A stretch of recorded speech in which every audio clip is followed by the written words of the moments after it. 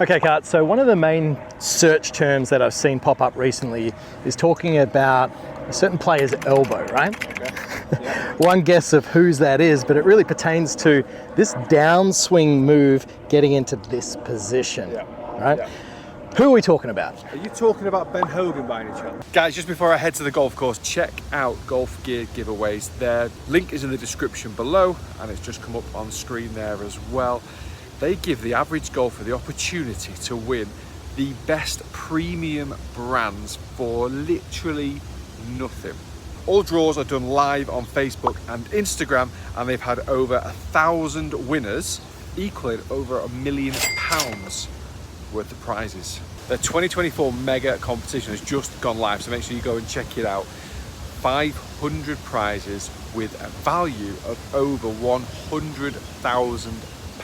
Tickets are £3, but use Carter 50, you get 50% off. That's £1.50. Make sure you check out their website, golfgeargiveaways.co.uk. Also Facebook and Instagram, Golf Gear Giveaways UK on Instagram, Golf Gear Giveaways on Facebook.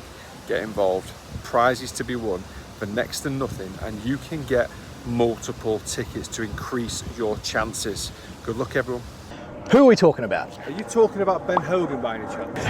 It's still a golf swing that golf coaches and amateurs all just kind of are obsessed with, aren't they? It's an incredible move, but it's an incredible move that a lot of golfers don't fully understand how it's kind of working and the benefits of having it. And also as well, I think being able to do it, which is the right elbow that we're talking about, stops a lot of golfers from kind of starting that transition from here.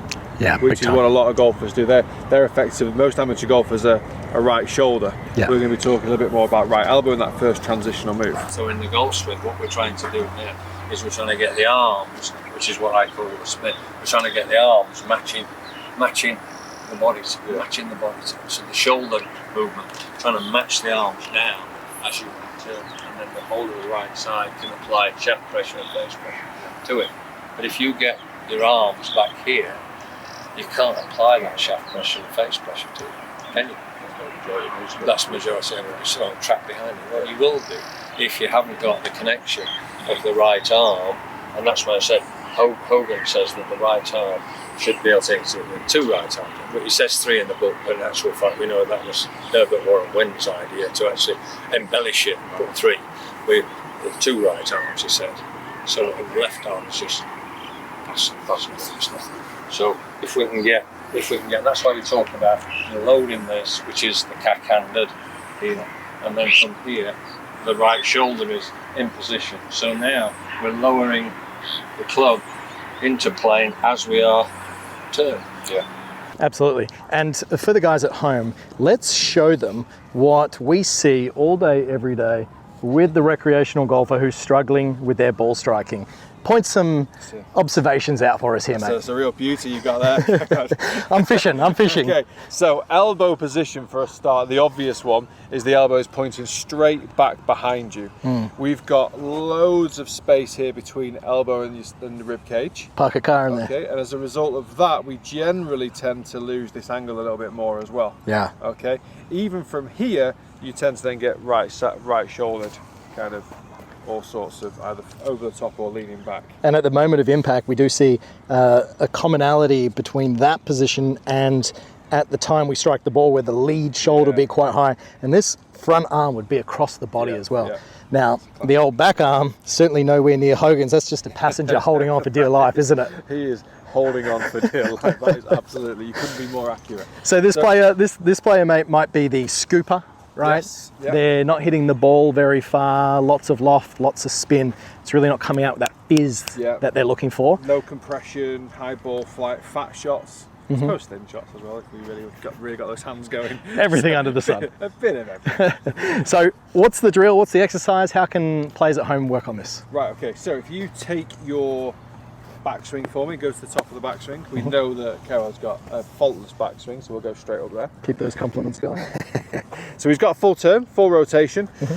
The first move, as you were saying, that kind of elbow starts to want to come out in that direction. So for me, I would want to see a lot of my players start bringing this elbow. The feeling is that it comes to you've got this seam of a t-shirt. Yep. I always feel like it's coming to the inside of it.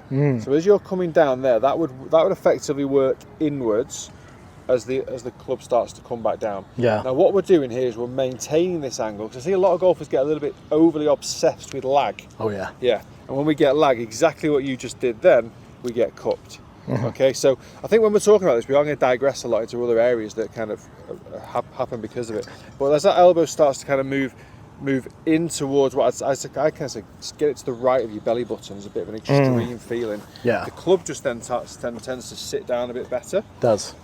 This right hand position, or for a right-handed golfer, stays a little bit more hinged. But what we also find from here is the arms start working downwards. Yeah. What starts to happen is this left hip starts to open up. Yeah, So for sure. through movement of the upper body, the right side in particular in this case, pressure moves towards the left, but it also moves as you open. And that's one of the key things. The kind of, it's without going into like giving yourself 10 swing thoughts. Yeah. A lot of these sort of moves, if you move the body correctly, pressurizes the weight in the correct position, Yeah. and then allows you to get that rotation. I think a lot of it has got to do with intention, right? And where a lot of players do go wrong on this sort of feel or this exercise is they'll get to the top and they'll just drive the elbow in front of their belly button like that, but the lead shoulder's getting high. Yeah. Now, what Kurt's just said there is at the top, really the feeling, and I think, I don't know if I'm creating or making up this visual right now, is almost like the back arm, so the right arm for the right hander, the elbow is going down towards the lead foot at the same rate as we're shifting our pressure forward. And we can see that is unloading nicely underneath. Like primed and ready. That is prime, I'm feeling coiled. We certainly don't want to be in this position, guys, where we're trying to just purposely drag that elbow in front as much as possible. Yeah, that's like more of a cosmetic thing. You just, oh, my elbow needs to go that way. Yeah, quick, take a photo, send it to my mates. Look that flag up. So yeah, 100%. You'll be kind of working that right side, working that right elbow down in towards the kind of the right side of your stomach. Yeah. As you're doing so, you start to kind of create that rotation and obviously pressure as well at the same time. Yeah, beautiful. Okay, so starting off with a practice plan for the players who want to work on this at range. They freeze frame themselves, arms are stuck behind. We don't go at full speed, do we? No, what do we never, do? Never. So if you're practicing, I saw Tiger Woods doing this on the range. I was in awe of watching. We just hit these like 25% 7-irons. Yeah. Now what I would say, digress again, because that's what I do. Loves a chat. What I would say, most amateur golfers that we've coached in the past will always say, I can't swing slow. Yeah. The reason you can't swing slow is because there's too much manipulation going on and correction on the way down. The better players, the lower handicappers, can swing slow because there's less manipulation going on. Absolutely. So the better your movement, the better your technique, the better your swing, the least you correct it. Therefore, you'll find it easier to actually swing slow. So if you're a player that thinks you can't swing slow, think about it a little bit, because you can. Yep. But it's really hard to get a good strike on it. So working on these movements, going down to 25%, tee the ball up is key. Also another little great drill, you just take your setup for me, pop the glove hand behind your back, just go right hand only, go right arm only, give yourself a big turn. One thing as well I see a lot of golfers do, they forget to turn. So even on these drills, make sure you get a nice big rotation. That's the one.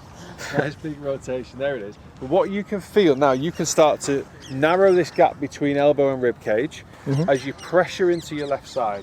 There you go. So you just start to feel it. Now the club obviously feels quite heavy in your hands when you're doing something like this. Therefore I think one-handed is good to maximise the feel. Yeah, and it's a sort of drill as well. Cuts, jump over here because I'll clobber you.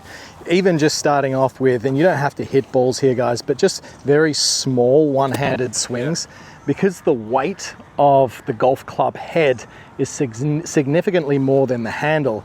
If you're just using backhanded only little exercises here, you'll start to feel the flow of the weight of the head kind of fall behind you. And if you were to film yourself from face on, if you strike that ball reasonably well, that arm would definitely be more in front of your body than rather back behind. Okay, mate, You'll get that nice little light draw that you just demonstrated. Oh yeah, perfectly. You went past that without wanting to talk about that. Little do they know I edited that 50 times. All right, so blending this into, I'm not going to try and drag this elbow in whatsoever. What I'm going to do is I'm going to be very aware of that arm at the top of my swing, feel like it is unloading and coming down in front without trying to movement down, isn't it? pull it in, Very, very important here, guys, that we're also being aware of where the pressure is shifting. A nice little reference would be down in that ball of foot as you start to make your way down towards the golf ball. Let's nut one out here. into the setting sun. That is beautiful. The backdrop. Oh, you just... Love it, brother.